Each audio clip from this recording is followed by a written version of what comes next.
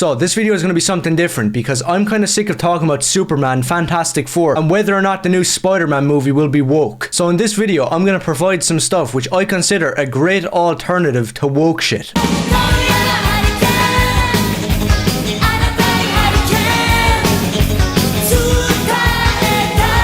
Before we get into it, if you like these videos and you agree with anything I say, maybe consider subscribing or becoming a patron. And if you're a long-time viewer, let me know if you want more videos like this or more videos ripping apart crap like Superman. So I've talked about comics a lot in this channel. You can check out all of those other videos if you want. And I'm not completely done with Western stuff, but for this video it's going to be mainly Japanese manga and anime from the 70s, 80s and 90s. This isn't going to be your usual anime and manga video that you'll see on YouTube where people just say read My Hero Academia and watch Cowboy Bebop, because I've watched both of them and none of them compare to what's on this list today. I'm going to try to give you some stuff where if you do read manga and watch anime, this is some new stuff that you might not have seen. And if you've never read or watched anything like this, then maybe this video could serve as a good introduction, because anime and manga isn't just people with big eyes fighting each other, and most of the time they're actually better than every Western superhero comic and movie. So I've talked a little bit about this one before, and many of you might know it if you're into anime or manga, but I'm talking about Go Nagai's Devilman. Now Devilman is the source of some of the most heavy metal,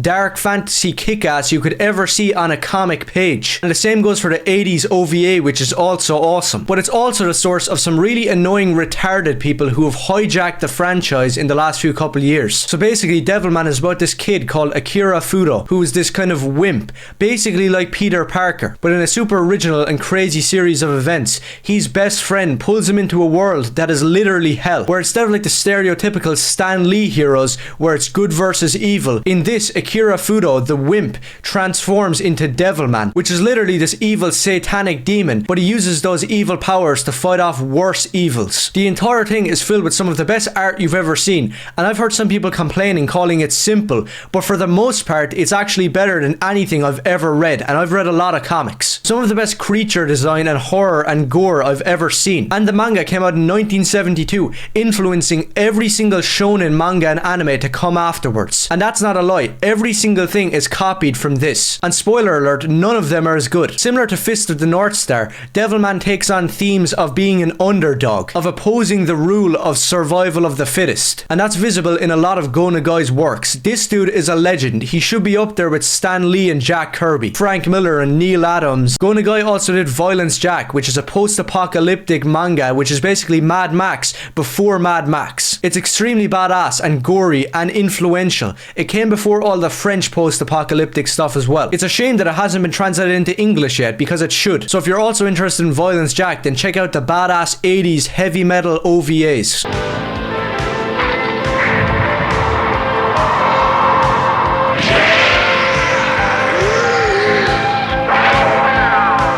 But back to Devilman for a second. What I'm talking about with the people who hijacked it is basically there was a new Netflix Devilman anime, and that alone should already be a red flag, because Netflix CGI crappy anime shouldn't count. But that anime made Devilman extremely gay. I can't really put it any way else, and that has affected the franchise massively, to the point where people are calling this original work some gay LGBTQ shit, which after reading it I can tell you that those people are deluded and they're just projecting what they think onto a story. Due to some weird non-canon crap, people try to argue otherwise, but Devilman is just a heavy metal story about a demon kicking ass. If you have an interest in horror, gore, the occult, anti-heroes, do be sure to check out Devilman because it is worth your time. I mentioned the last time as well, another manga that I got to pick up was the classic collection of Space Pirate Captain Harlock, which is another 70s manga which is super influential and badass, showing you this really cool punk rock protagonist, this guy who's willing to fight in outer space for freedom against totalitarianism. I've yet to read too much of it yet, but when I do I probably will make a video on it. Another manga I recommend, which isn't just One Piece or Bleach,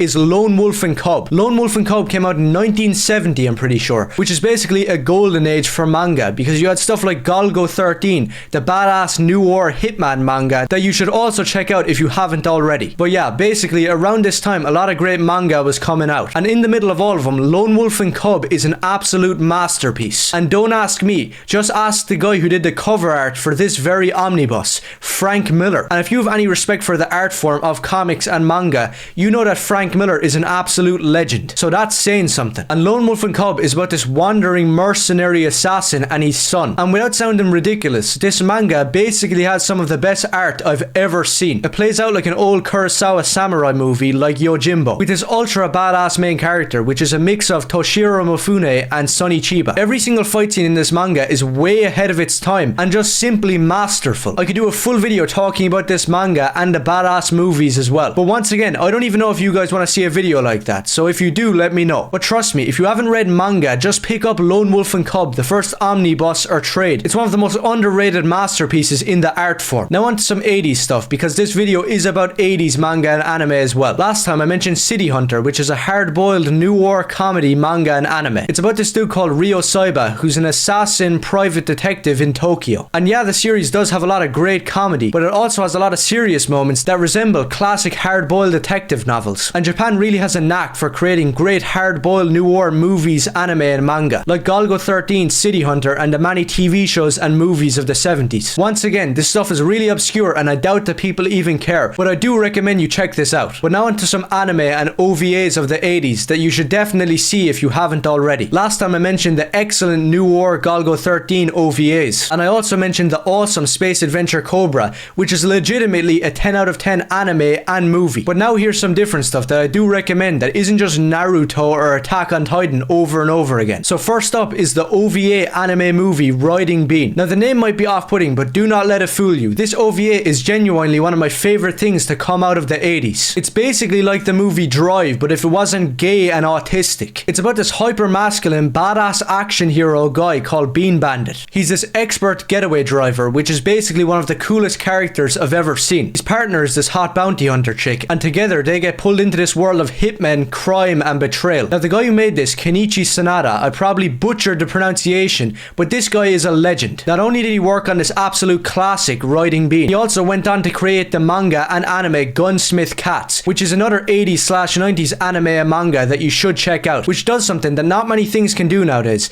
Gunsmith Cats is about two bounty hunter women who are two badasses. I'll just admit it. I'm really not a fan of feminism and girl bosses, but anime and manga in this time period could manage it very well, because a lot of these were made for men. I forgot to mention that. A lot of these include high violence, gore, badass one-liners, scantily clad babes, and masculine dudes. And if you don't like that, then go screw yourself, because that's what anime and manga is. It's what the 80s was, and it's what we need to return to. So yeah, Riding Bean and Gunsmith Cats, definitely do check it out. They're some of the best action anime of the 80s. Another thing that the guy Kenichi Sanada made was Bubblegum Crisis. Once again, the name might be off-putting, but really it's a pioneer of the cyberpunk genre. Sanada made this OVA in the 80s, Bubblegum Crisis, which went on to be iconic and a cult classic. Filled with homages to Blade Runner and the Terminator, Bubblegum Crisis follow this team of badass women, who are this team of mecha robot kind of cyberpunk crime fighters who battle against these replicant Terminator-like enemies, and it's all very just heavy metal and badass. It's kind of like a filter. If you're not into 80s metal and hot chicks kicking ass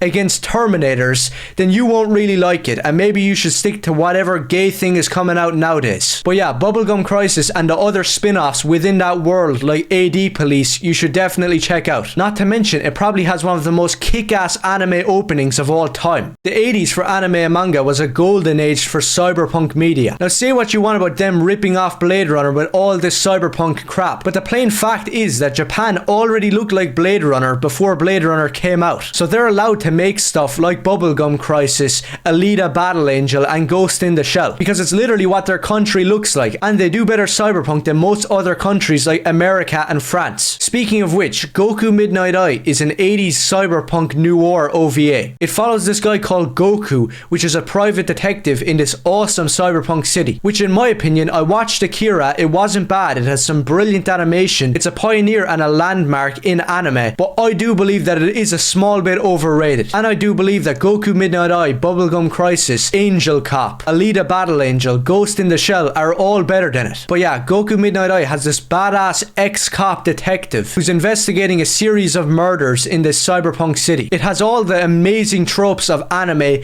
and classic hard-boiled fiction. There's femme fatales, backstabbing, badass final confrontations in a skyscraper against this evil, corrupt villain. The whole thing has great animation, great voice acting, great horror and gore. And along with Golgo 13, you should watch this if you have any interest in noir heroes. It should be mentioned as well that the guy that made this also made Space Adventure Cobra. So this dude is one of my favorite manga and anime creators. Because like Tsukasa Hojo, the guy who created City Hunter, and Tako Saito, the guy who created Golgo 13, these guys have a great understanding of what people like. James Bond masculine heroes who get the girl and kill the bad guy. Guys that can be comedic, goofy and relatable, but also rise to the occasion and become stone cold when they have to. You have to understand that in the 70s and 60s of Japan, the classic James Bond and hard-boiled detective novels made their way over to Japan. And in that time period, it inspired a wave of excellent movies, TV shows, animes and manga. Something that America really badly needs to do. Why do you think movies like Fantastic Four are a flop? Because nobody wants to watch weak men anymore. That's why I'm saying that if you return to this manga and anime and even classic American movies and comics, then you're going to see exactly that. Badass characters that kids and adults can look up to and relate to. And just a few honorable mentions before I finish up, because I doubt that this video will even do well. But some other classic anime and manga that you should check out is some Go Nagai stuff, like Mazinger Z and Getter Robo, both of which are pioneers in the mecha genre. And although I'm yet to get into Gundam, even though I really badly want to, these Go Nagai works are also pioneers of the genre, and hopefully sometime in the future the classic manga can get translated into English. Some other stuff I do recommend which you actually can get your hands on is the works of Osamu Tezuka. Now I know, Tezuka is a political guy. He's made full mangas about the evil mustache man, and in his classic works there are mentions of politics, and the guy is left-leaning, but it's nowhere near as insufferable as the American works like Watchmen or Green Arrow, Green Lantern. Plus, this guy is 10 times more original than many classic comic creators. For someone like me who's all about badass characters, I did not expect to be able to get into the works of Tezuka, but somehow I did. The two that I recommend is Blackjack. It's a super original 70s manga about a hard-boiled surgeon. This guy who will operate on anyone, save anyone's life, do any medical procedure he has to. But the catch is that he doesn't have a license, yet he is the best in the world. So he kind of works like a detective or a mercenary, where people hire him to do the impossible and he ends up doing it. And you might be asking yourself, okay, why is that worth reading? Because he isn't some normal surgeon. This dude wears a long black trench coat, he smokes a pipe, he usually gets into fist fights with gangsters and scumbags, and he'll find his way investigating down some dark rainy alleyway. So I really do have respect for Tezuka after reading this. And if you're interested in that sort of thing, do check it out, because personally I enjoy it more than reading the Fantastic Four or Superman. And speaking of being better than Superman, this might offend some people, the next one I recommend is Astro Boy. Yeah, try to hold in your laughter. The little robot guy flying around battling robots is somehow better than Superman. But a quick little anecdote, I was in my local bookshop and I just saw the first omnibus of Astro Boy collecting dust up on a shelf. There were so many gays walking in and out buying My Hero Academia, not one person looked up at this classic that influenced so much things. So just out of curiosity, I picked it up and started reading it. What I didn't expect was this deeply original and tragic story that anybody could relate to. I've recently read John Byrne's Man of Steel and I wasn't impressed. I'm not really a fan of the Superman character. Astro Boy, in comparison, fights robots in this futuristic city, and there's usually evil scientists or madmen or armies of robots that he has to take down. And even though it can have comedy and it can be for kids at times, anybody can read this and enjoy it. I don't know, maybe it's just me, but I find the world of Astro Boy 10 times more original than most American stuff ever was. And I do recommend you read it before you go picking up One Piece or Naruto. So yeah, that's basically it. There's probably tons more I could talk about. Maybe this video is like 15 minutes long and nobody's even watching it, but if you did enjoy it, do let me know if you want to see more videos like this one. Anime and manga truly is a world that many people don't even know about because they're just at the baseline level of Jujutsu Kaisen and Berserk. And don't get me wrong, Berserk is really badass, but if you look deeper, you can find some stuff which is way better than the Western comics and movies. And if you're one of those woke retards out there and you want to come in and comment something stupid, saying that Devilman has always been gay and anime and manga have always been woke, go screw yourself and go complain to your boyfriend. You are so